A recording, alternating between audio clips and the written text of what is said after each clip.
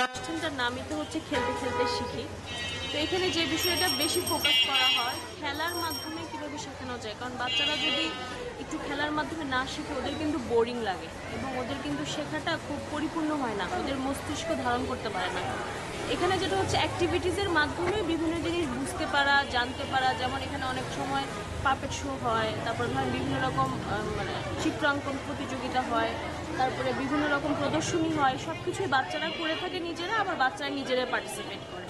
এবং একদম ছোট বাচ্চাদের আবার হাতে খড়ি দেওয়া হয়, কিভাবে লিখবে, পেন্সিলটা কীভাবে ধরবে, খাতার পেন্সিলের সাথে পরিচিত হওয়া। এটা কিন্তু অনেক বড় ব্যাপার, কারণ অনেক বাচ্চারাই দেখবেন যে পেন্সিলটা ঠিকভাবে ধরতে পারছে না। তো একদম 3 বছর বয়স থেকে বাচ্চাদের হাতে খড়ি দেওয়া হয়। আর যারা একটু বড় বাচ্চা তারা বিভিন্ন খেলাধুলা অ্যাক্টিভিটিসের মাধ্যমে আপনার ব্রেন কিছু ডেভেলপমেন্টের যে কাজগুলো আছে সেগুলো এখানে শেখানো হয়। এই ধরনের প্রতিষ্ঠান অবশ্যই অনেক জরুরি, কারণ আমাদের দেশে এটাকে এখনও প্রাধান্য দেওয়া হয় না। আমাদের দেশে মনে করা হয় যে গদ বাঁধা পড়াশোনাটাই মনে হয় বেশি দরকার, যেটা আসলে আমি স্কুল কলেজে দেখে থাকি, এবং যার কারণে বাচ্চারা কিন্তু তাদের প্রতিভা বিকাশ করার কোনো সুযোগ পায় না।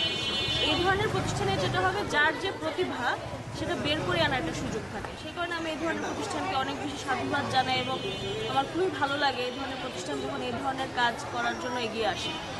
শুভকামনা।